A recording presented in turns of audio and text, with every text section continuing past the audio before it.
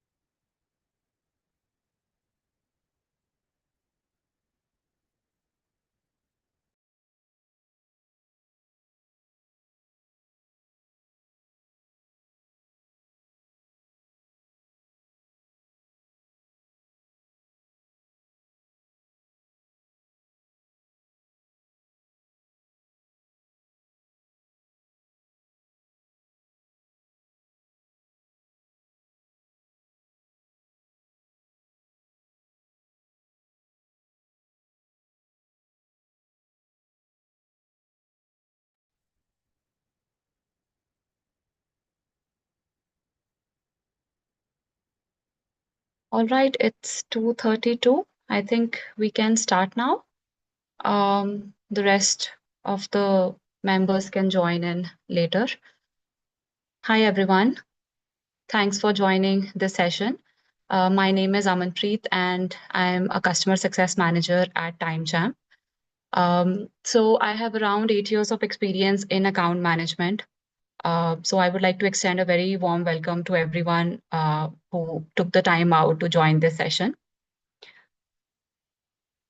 I'll just share my screen. So the topic for today that our team has selected is balancing the scales, identifying the burnout and disengagement. Let me just hide these control panels. We are good to go. All right. I hope my screen is visible to all. Before we start this session, I'll just like to, state that I might not be monitoring the chat actively, but please feel free to post the questions. We'll take up all the questions in the end. So today's session is on balancing the scales, identifying burnout and disengagement. So if we look at these two words, burnout and disengagement, these are very commonly used terms in our professional networks. Personally, if I open my LinkedIn, I see one or two posts which are related to burnout, quiet quitting, quiet firing, quiet cracking.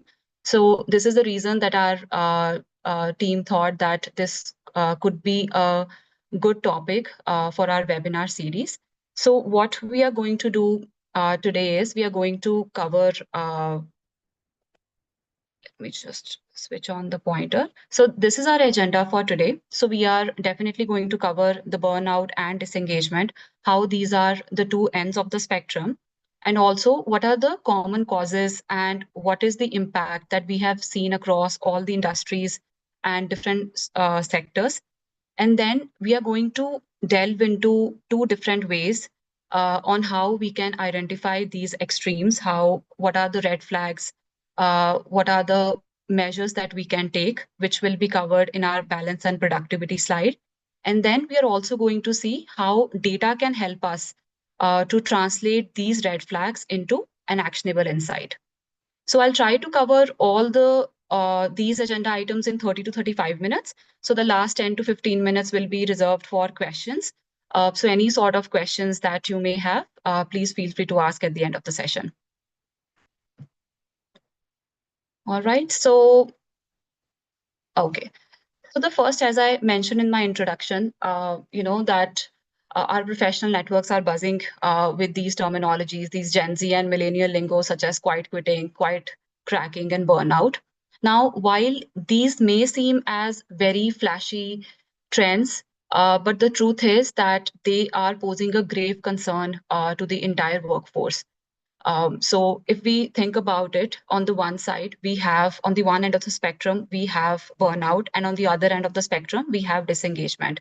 So while the causes of these two could be very different, but there is a single impact of both burnout and disengagement, which is loss in productivity.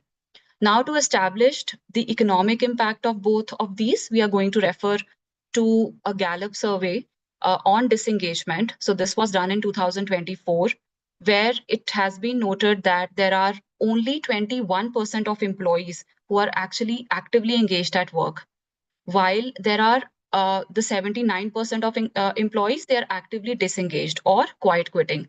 So quiet quitting, most of you would already know, is uh, when we are doing only the bare minimum and there is no enthusiasm or there is no initiative to go the extra mile. So that is termed as quiet quitting.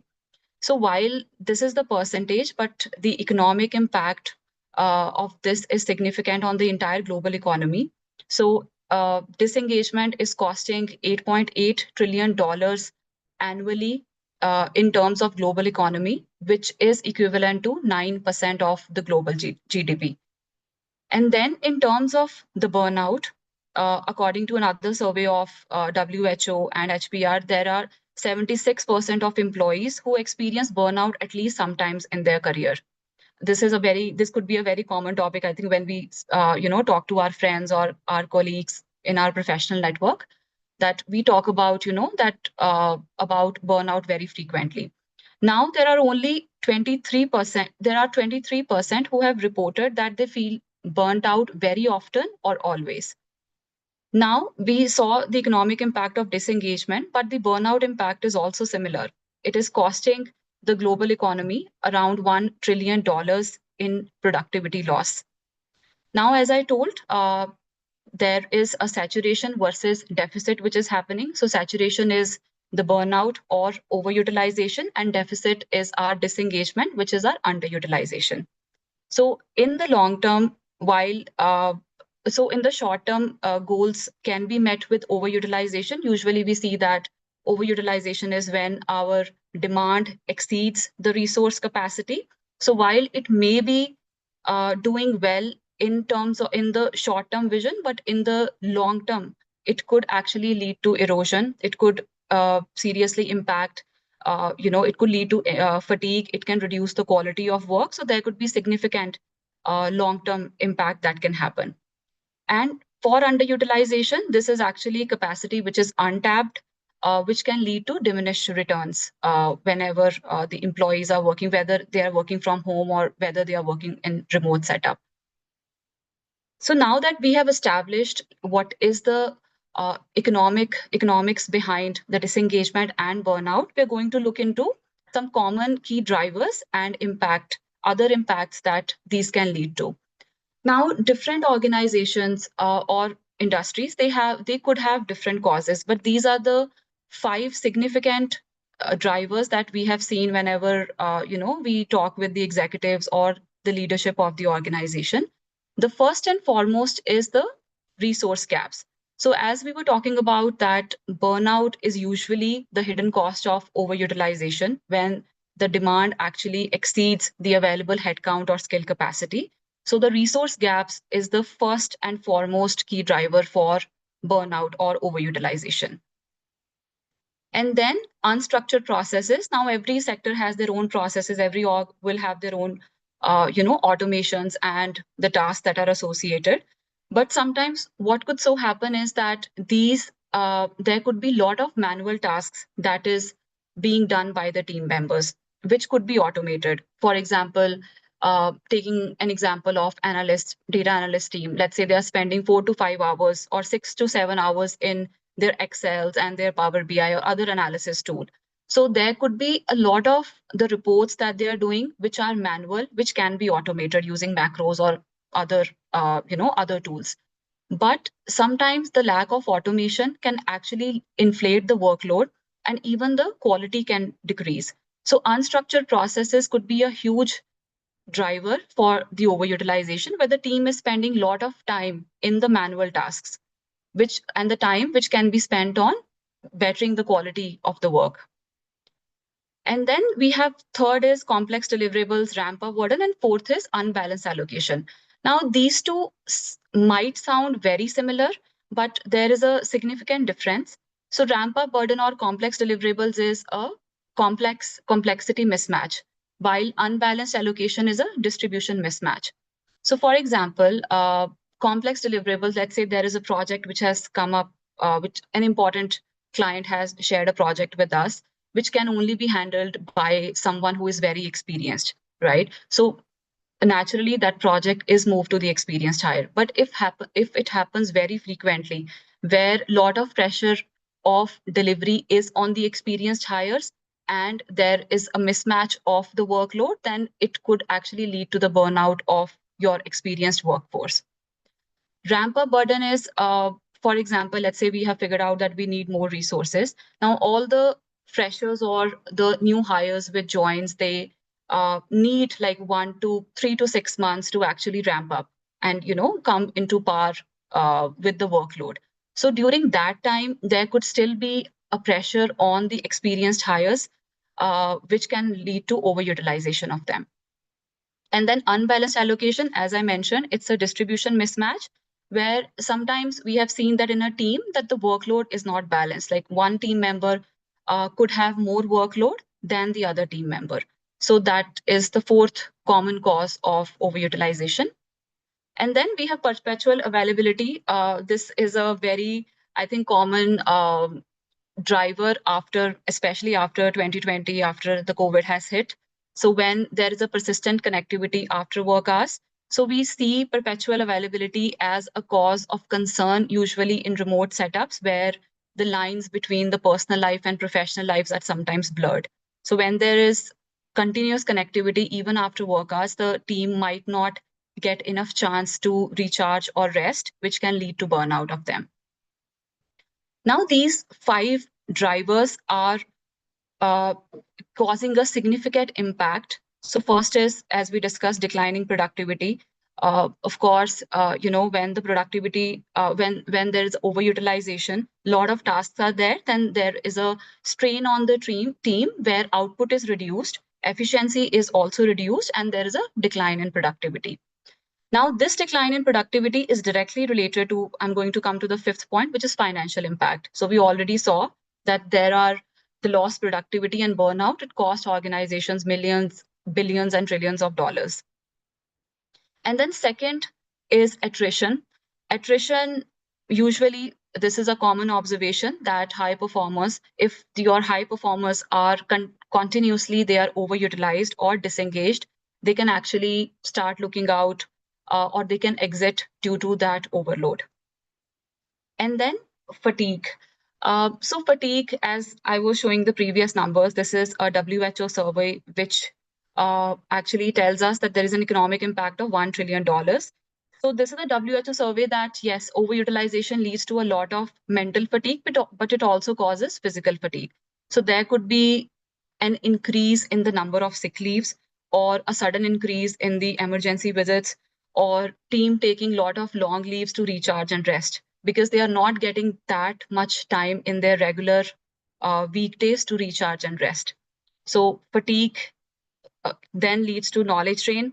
Knowledge drain, when the staff is overburdened, lot of overutilization happens, then there is no time to mentor or upskill the juniors, right? So let's say there are new hires which are actually, who are hired to reduce the burden, but if the experienced staff do not have the time to mentor or to upskill these juniors, that can also lead to a burnout.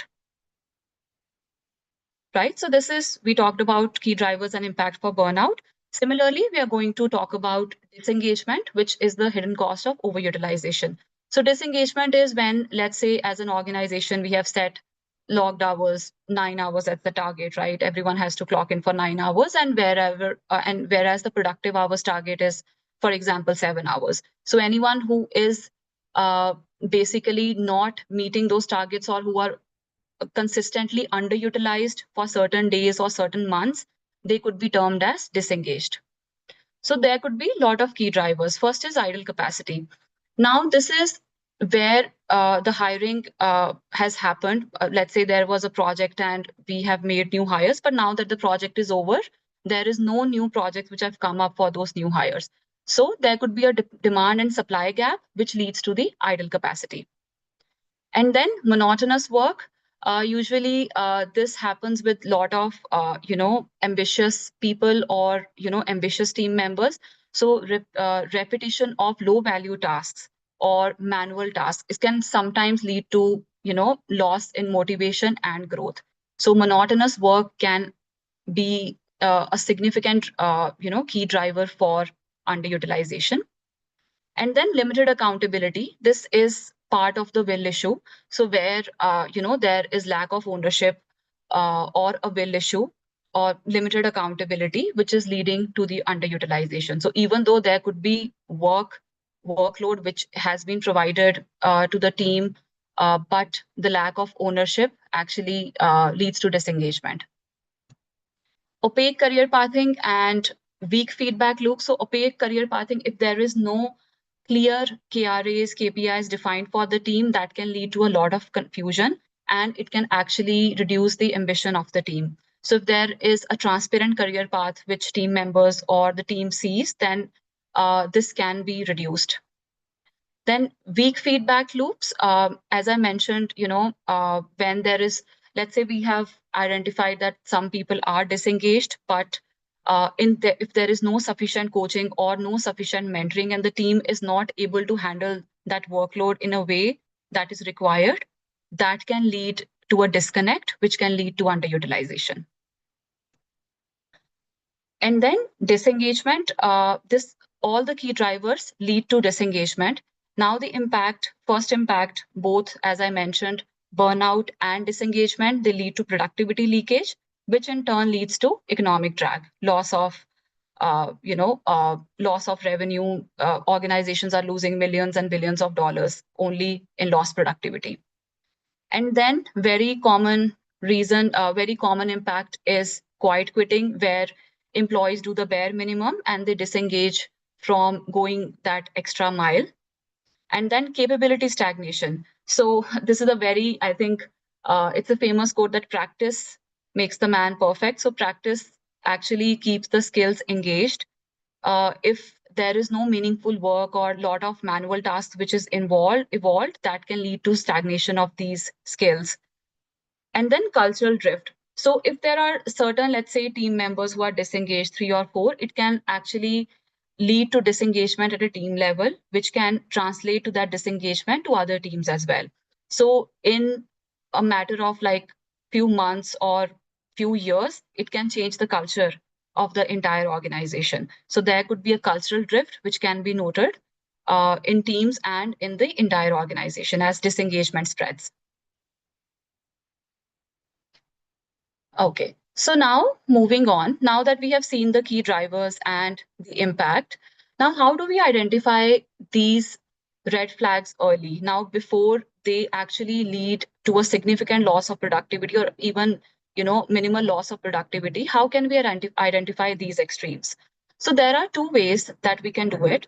So first is very common that is being used across organizations, which is behavioral lens, where we see the signs and the behavior to uncover any early warning signals from the team. And then second will be the analytics lens, where we'll focus more that how we can see different kind of analytics to uncover the truth. So first we'll cover the behavioral lens, which is seeing the behavior of the team members. Usually this is noticed more by the line managers because they are in close touch with their team members. And there are different burnout indicators for both overutilized and underutilized. So first is we are going to cover for burnout first. So first is prolonged working hours with declining output quality. So if you consistently see if we consistently see that a team member is consistently overworked for certain number of days, but whenever they send some work across the client or whenever they send a work for review, if the output quality is declining gradually or over the time, that could be a huge signal for burnout, that the team is not able to spend time in each task efficiently, but they are just focused on completing the volume rather than the output. Frequent absenteeism or health related breaks. So if there is a frequency if the frequency of sick leaves have increased or if we are noticing that the emergency visits have increased, then this could be a sign of burnout. So usually if line managers have a good relationship with their team members and they share that they're falling sick very often, then it could be a sign of burnout. Then third is diminished creativity and problem solving capacity. So a lot of, I think, research have proved that we need certain time to only to sharpen our skills. So if there is a diminished creativity, if the creativity or problem solving capacity has decreased, let's say there is a problem statement which has come up and it is put in a meeting, but we are not seeing such good answers to that, or we are seeing that the creative problem solving capacity of the team has decreased overall, that could be a sign of burnout, because the team might not be getting enough time to think about those problems. And then moving on to irritability, stress signals, or withdrawal from collaboration. This is usually one of the, I think, early warning signals that team leads or line managers can notice if there is any irritability or stress signals that the team is certainly giving. Then heavy reliance on a few go-to employees. Now, I understand that a few in each team there could be certain go-to employees who are given a lot of projects because of their skill set or because of their experience or the trust of the team leads. But heavy reliance on these go-to employees might actually lead to overutilization of these resources and the underutilization of the other employees. So that could be, if the reliance on the go-to employees is very high, then this could become a burnout reason in the future. And then moving to the disengagement indicators, which is the underutilized. So now there could be very similar indicators for both. Like some indicators could be common in both underutilized and overutilized, but usually there is subtle difference between them. So for example, low participation in discussions or decision makings. It could be related to this diminished creativity and problem solving capacity in overutilized as well.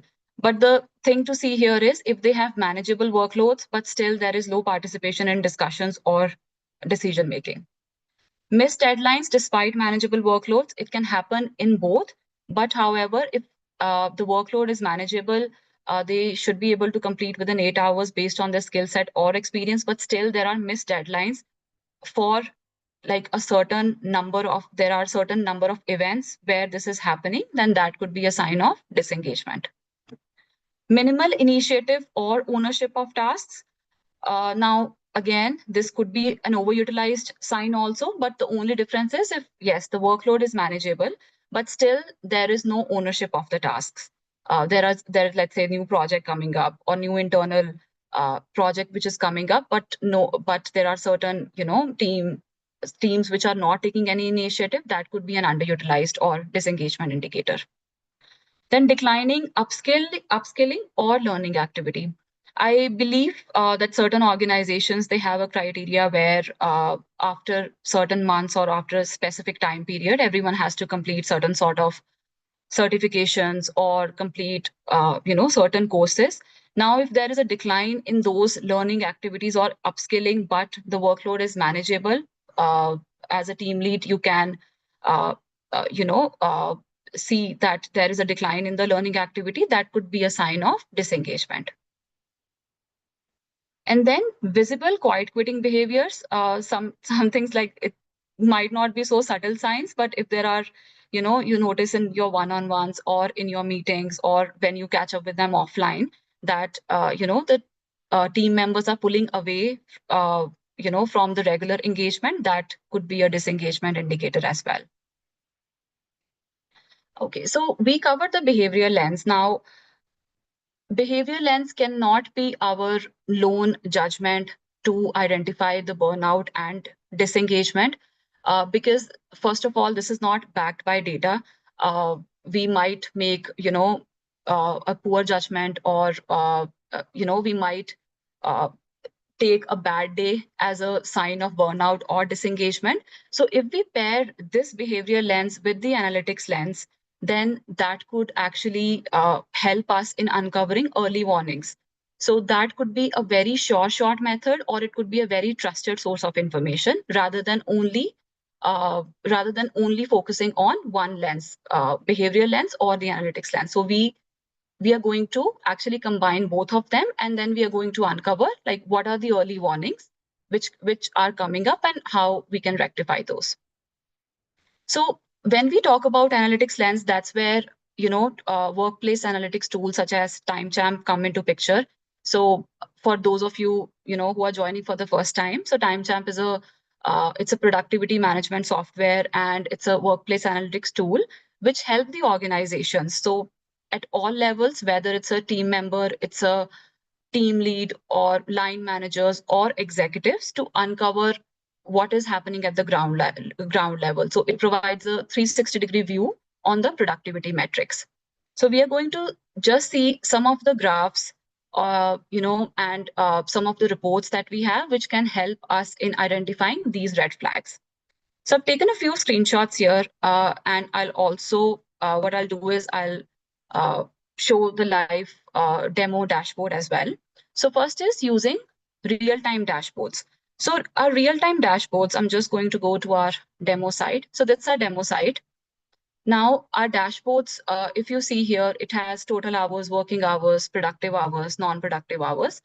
Now, these dashboards can help us to see whether the team or the team members are achieving their required uh, work hours or productive hours, which has been set as a baseline. So I'm going to take this example. Let's say we take daily, right? And we take a filter of dev team here. Okay, so this is the utilization report which has come. So we can set up what are the baseline metrics on the back end, and then we can compare with this. And then we have another, yes, then we have another report, which is our productivity split, another great report to see if the team is underutilized, overutilized, or overworked. So this is our productivity split reports of all the team members. So I can see for how many days the team has worked. Let me just move this to just a second. Sure. Let me just move this to weekly. So in a week, let's say Amy, man days are 6 days. Amy has worked for 6 days, out of which 2 are overworked, 2 are healthy, and 2 are underworked. Now, if as a team lead or as an executive, if you see this report and if you see consistently there are few employees who are under overwork category and some are under underwork, then that could be a sign of disengagement or burnout. So we suggest that we look, instead of only focusing on 1 day data, we see the pattern. You can see weekly data, monthly data, and then come into your conclusions.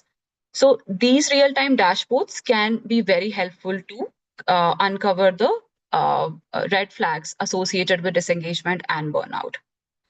Then moving on, using work pattern and balance insights. So in addition to these real-time dashboards, there are some amazing heat charts that are available. So I'm just going to refer to this heat map, which is of 2024. This is just our demo data. So we have 43 weeks here. And if you see, we have Monday to Saturday here. If I hover over it, it gives me a value of expected versus actual productive hours. So that could be a great way to see whether my team is underutilized or overutilized.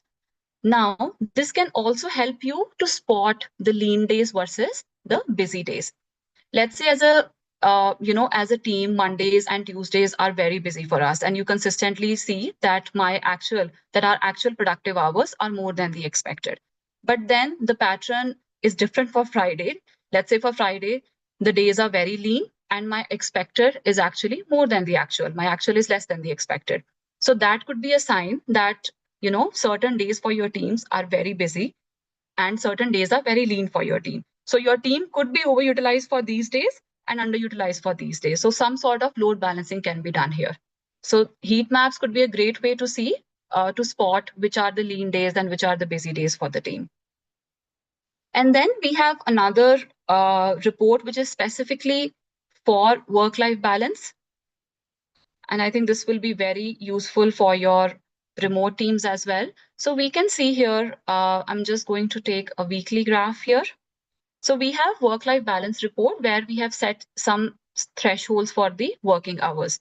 So if as a team lead, I see that, see, 22 August, my expected hours are more than the working hours. My working hours have been less, right? But the pattern does not hold the same for the other days. So that could be a way to see whether the team is underutilized, healthy zone, or overutilized on certain days. So this report can be seen for daily, weekly, monthly, or you can select a date range as well. Right? So these are our work pattern and balance insights. Now moving to our non-core work time drivers. So if you remember, one of the core reasons that we talked about in overutilization was a lot of time being spent in the manual tasks. So now if as a team manager or as an executive, you have an information of how the tools, different tools, or how the different applications are being used, that can give you a picture on whether some sort of automation is needed or not. Just taking an example of here, this is a screenshot for our dev team from our demo portal. So if you see here, for the dev team, the team is spending this much time in the dev tools, right? And then social media is taking 13% of their time, communication tools 13%, and then business tools and so on. And these are the top 5 applications that they are using. It is Gmail, Microsoft Office, and Facebook. Now, seeing this first graph is, if as a team lead, I see that a lot of my team members are spending time in social media and communication tools, right? Which is not their core work. That could be a flag that my team is spending a lot of time in their non-core activities.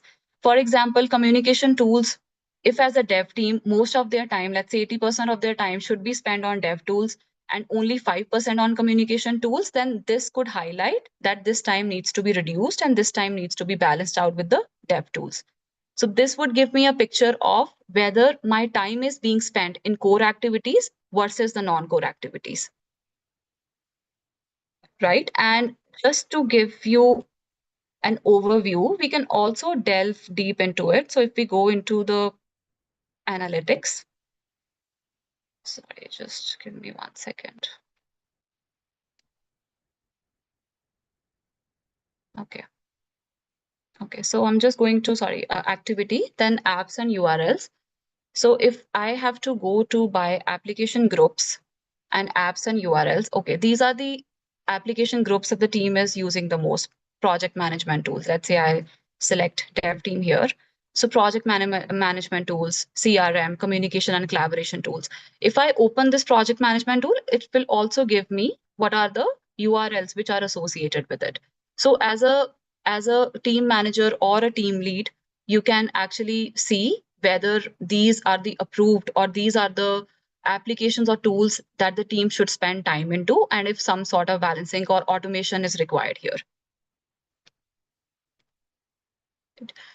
Moving on to measuring productivity trends. So while we have seen the real-time dashboards, we have also seen, top applications, categories, and time being spent in core versus non-core. We can also see the productivity trends. So if I go to my productivity, if I go to trends here, so this is another set of dashboard which opens. If I go to productive breakdown on this specific report, I'm just going to do a weekly report here. Just going to go to last week. So this is giving me what was my team's productive hours, working hours, non-productive time on Monday, Tuesday, Wednesday, Thursday, Friday. So I can see day-wise the productive trend of my team. Right. And then we also have another timeline where for each team member, I can see how the time is decreasing or increasing. For example, for Amy, the log time is 8 hours, 14 minutes, then 8 hour, 15 minutes, right? The time decreases here and then it decreases further. So we can see how the timeline and trends look like for your team, for certain team members, or for your entire team. So that could be also a great way to identify any sort of burnout or disengagement.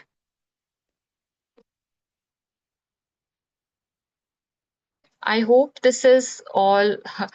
I hope this isn't, no one is sleeping. Okay.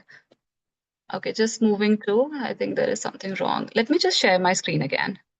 Something wrong with my presentation.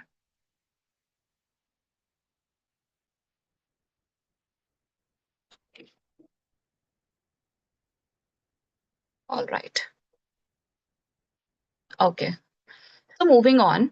Now that we have seen, how we can, what are the key drivers, impact, and how we can identify the burnout and disengagement. Now, the most important question of the day, how do we maintain a balance and ensure productivity, continuous productivity, and unlock the right levers?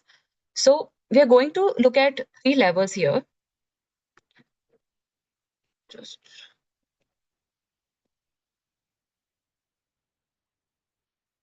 Just sorry, 1 second.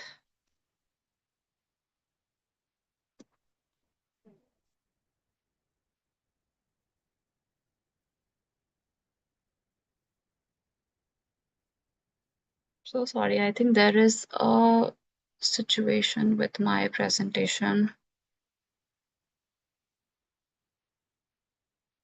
All right. Okay. Okay. So there are three levels that we are going to see. So first is our data and analytics level. We have process levels and we have organizational levels. So our data first level is data and analytics level. So uh, right now the demo, the screenshots that we have seen and we saw, some real-time dashboards and reports, that is going to be our foundation for our data and analytics level. So this is where timestamp would come into picture. So it's going to provide an indicator in burnout and disengagement. So we are going to see this data and, some sort of analysis can be done to identify this. So this is our first level.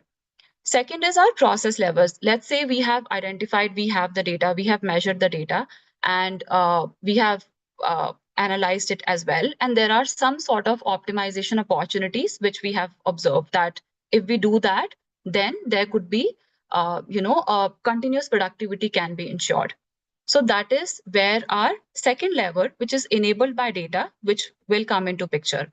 So in this level, what we can do is optimization. There are three optimization opportunities that I have noted here. Your organization could be different. So first is automation.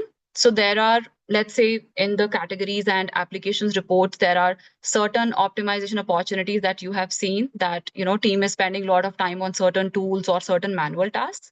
Then there could be automation which can happen. Second is resource allocation. For example, there could be, you have teams working in different geographies. Let's say you have team working in Europe and you have a team working in India. Let's say, a certain team members, a lot of team members in Europe are going on a long leave in August, right? So that workload can be, transferred, or it can be moved to the team which is based out of other geographies such as India, and vice versa. So if you see, like, in your organization there are different teams where, in your department also, if there are different teams where the workload is not balanced, then work can be moved dynamically between the teams or between the geographies. Then capacity planning. So capacity planning, when, for example, there is a, project which has come up, but now, the new hires, they might not be required in another project. So if we have a volume forecast with us, like 3 months or 6 months down the lane, what is our volume which is going to come to us, then capacity planning can be done to align that workforce size with the volume. Now, let's say we have optimized our processes at the team level or at a department level, and we have seen some sort of significant increase or, significant reduction in the loss of productivity. If it has worked at a team level or at a department level, then it can be moved to an organization level, which is the last level. So this is where the scaling would happen. So all the optimized processes which have been done here, they can be scaled at an organization level to different teams or different departments. So at an organization, there could be a skill alignment process which can be set, making sure, let's say there are skilled employees in some department which can be moved to another department, that can be done. So skill alignment can be done. Then flex capacity pools, creating backup capacity, contract temporary staff to absorb spikes. And third is, for example, uh, let's say the analysis suggests that the team's productivity, most of the team members are productive at 7 hours. 7 hours is their peak productive hours. So that productive guidelines or utilization guidelines can be set, and it can be part of the policy, the governance policy, and HR can roll out to the entire organization. So our data and analytics level is going to be at the top, where the effect is going to trickle down to the process level and the organization level. So if our data is correct, if we can measure, that is going to be our foundation for all the optimization and the scaling which is going to happen afterwards. Right. Okay, somehow I'm not able to move my presentation to next slide, so I'm just going to stop sharing and share again. I think we only have one slide left with us, which is sort of a summary slide. Yeah, call it balance equation. Okay, so the balance equation. So whatever we have discussed right now, so we discussed about, the key drivers, impact, how to identify, and we talked about the trickle down effect, which is using the 3 levers for optimization. Now, if we summarize this, we can actually have a balance equation, which is a 5-step equation.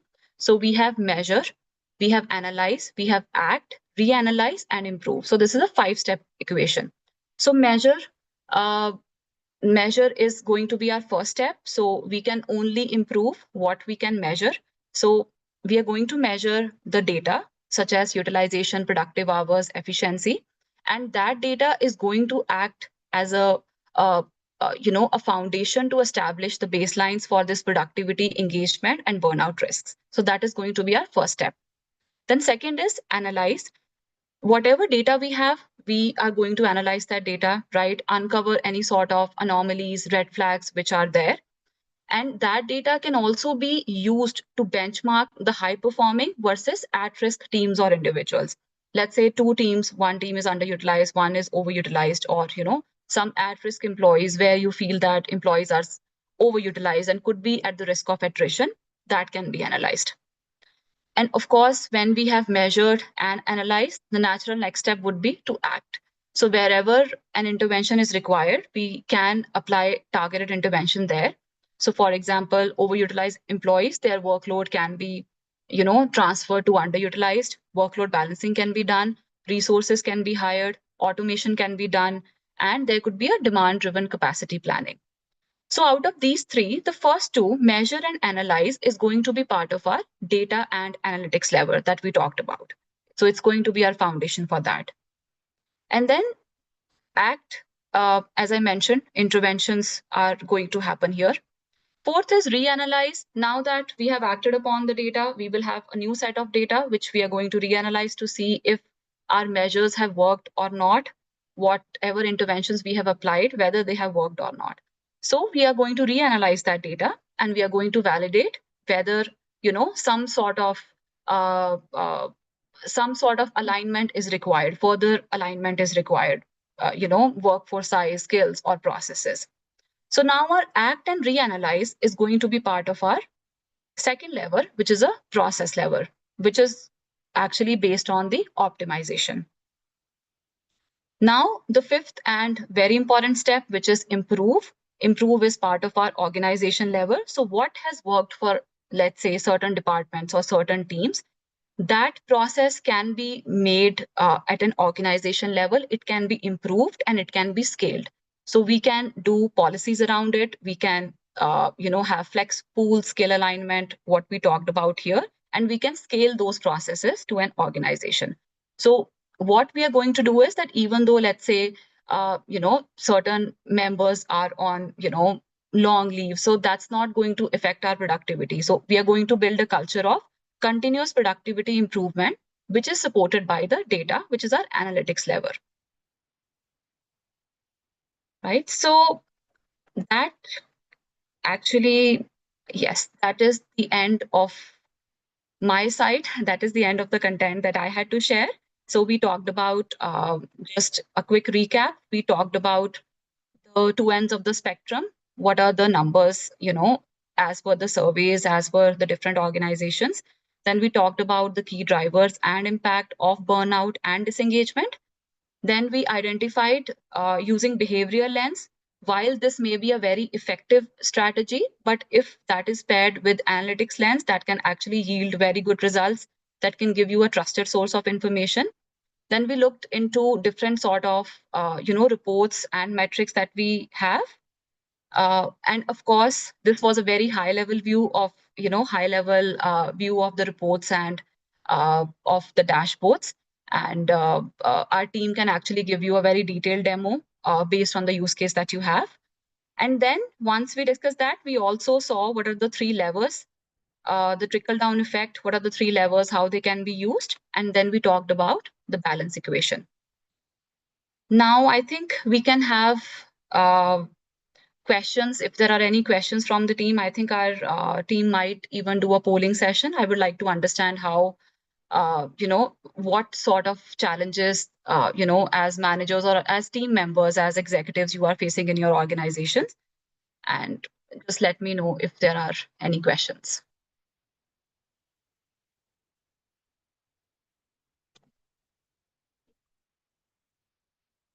I'm also going to paste a demo link here in case you want to look into our demo portal. So that would be actually, I think, very helpful if someone wants to look at the demo portal. Maybe our team can post a demo portal link if that's possible. Praveen or Divyanshu.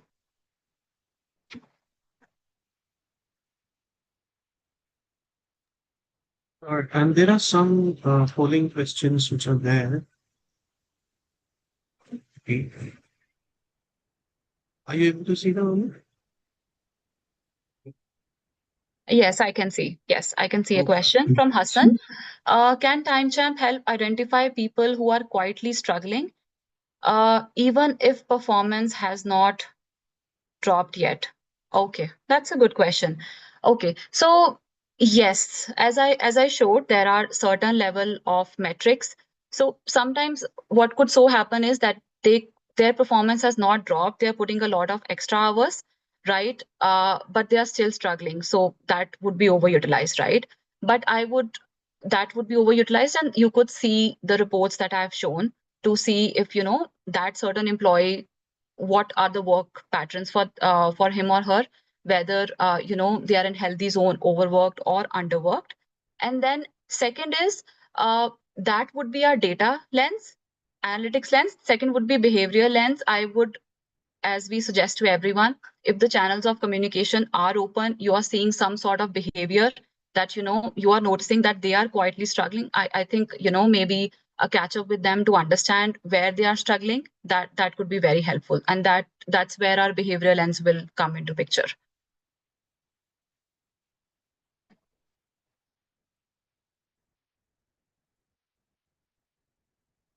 Can TimeChamp tell the difference between real work and someone just moving their mouse? Yes. So yes, TimeChamp can tell the difference between that. There are certain ways that we can do that. I mean, first is someone only moving their mouse, not doing real work, is going to affect the output as well, right? As team leads and team managers, I think that becomes quite visible. But there are certain modules which are available in TimeChamp which can actually help in determining that. I think Praveen would like to answer this question live. It's coming for me. Divyanshu, do you want to take this question? Real work and someone just moving their mouse. So there are certain modules that we have. It's So pretty they much what you already mentioned, Aman. We do have the suspicious activity report. We do have the intensity graphs. Intensity graphs and activity graph, they both will basically inform that how actively a person is working. There are some organizations who may look for screenshots also, so which is again a good indicator, because if I'm just moving my mouse and I'm not actively engaging into work, then my screen would remain the same. There would be nothing changing on it, right? So after an interval of 5 minutes or 10 minutes, my screen would remain constant, which is another indicator. So there are so many other indicators which can be looked at in various reports. Thanks, Divyanshu. By the way, please feel free to, drop your contact details if you'd like to have a demo of that specific module or any other use case that you have. Okay. How do you re-engage someone without micromanaging? I think before we answer this question, I would first, ask a question that why do you think they needs to be re-engaged? What are the disengagement, uh, you know, patterns that you have noticed? Why your team is disengaged? That would be the, I think, first question to ask. Once we have the reasons for that, if the disengagement is because like there is a lot of workload, right? Then that can happen. Or if the disengagement is that they are not being challenged enough, then better projects or better tasks can be given to them. So I think before how do you re-engage someone, we need to ask what are the causes of the disengagement, right? So based on that, certain corrective measures can be taken.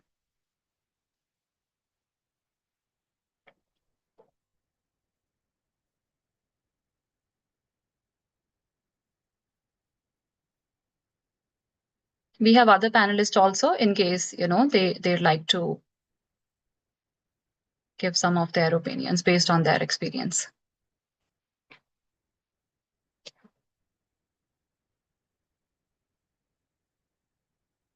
Okay.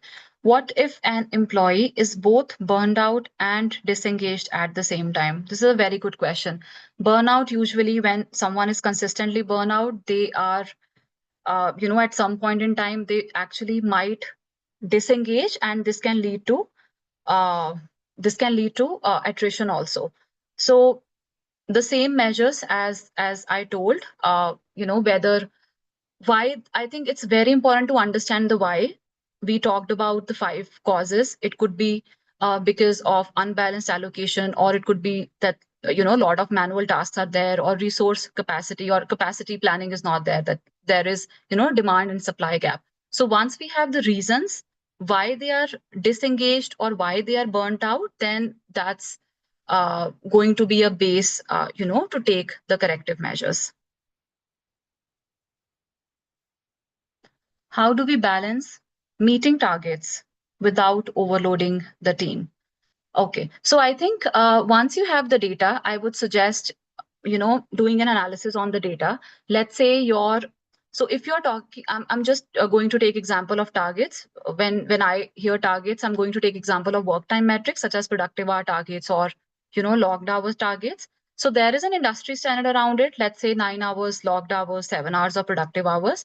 But as an organization, I would suggest that once you have the data, an analysis can be done on it to see where the most of the workforce lies. Let's say most of your workforce is at 7 hours to 7.5 hours. And then based on that data, you can set the meeting targets. So it also depends on the volume and the kind of work, kind of industry that you are in. So I would say that, analysis on data would be very powerful here.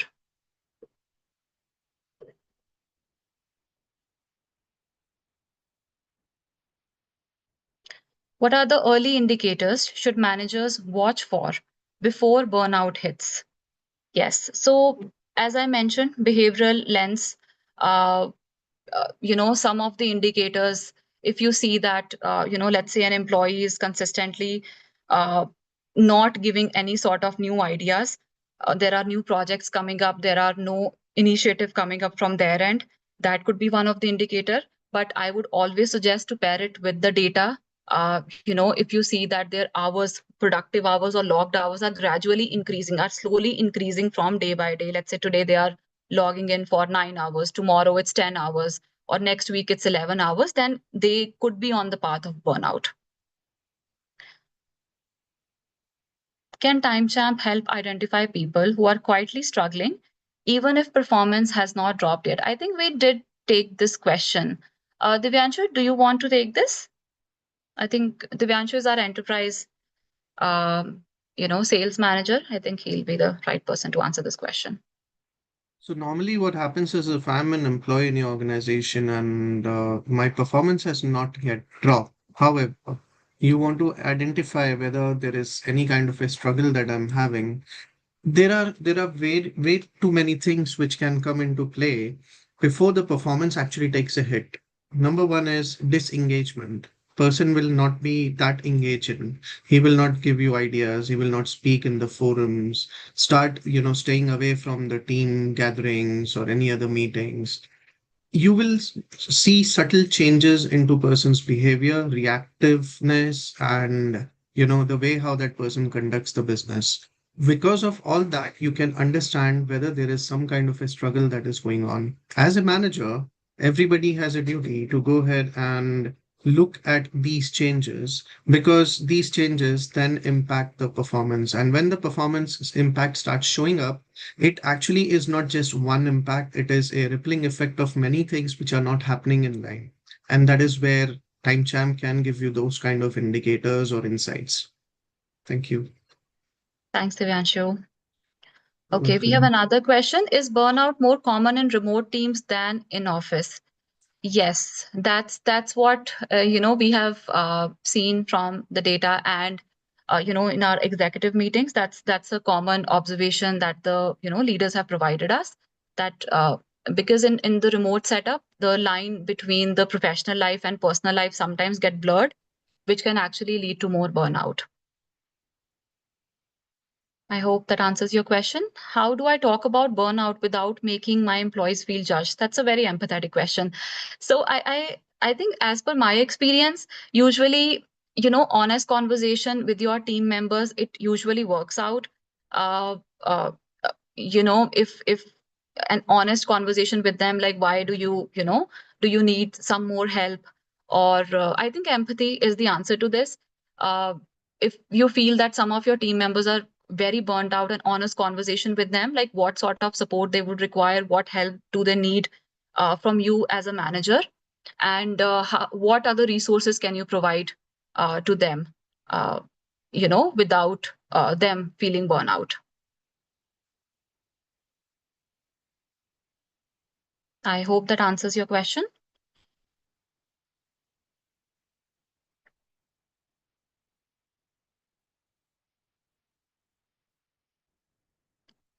Do we have more questions here? I think we have answered all.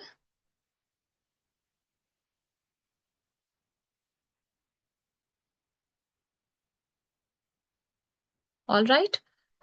Please feel free to. Okay,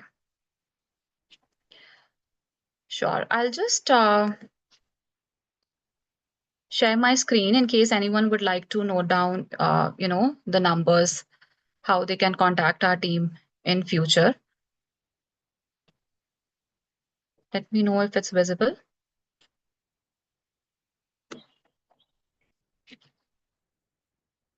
Okay. So this is our website. Please feel free to book a demo here. These are our mail addresses. You can mail us here. Our team will contact with you, and these are our phone numbers. If there is any sort of questions, please feel free to connect with us. If you only would like to have a demo of the product, if you're interested to see, just interested to see how this can help you or your team members, then our team can actually help you with provide you with a very detailed demo.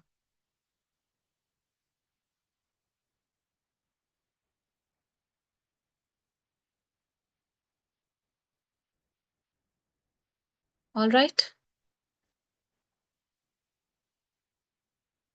If there are no other questions, we can drop off then. I think we are right on time. It's 3:30. I would not like to take more of your time.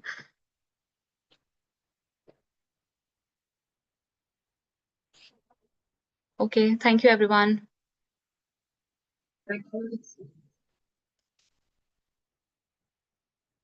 Have a great rest of the day.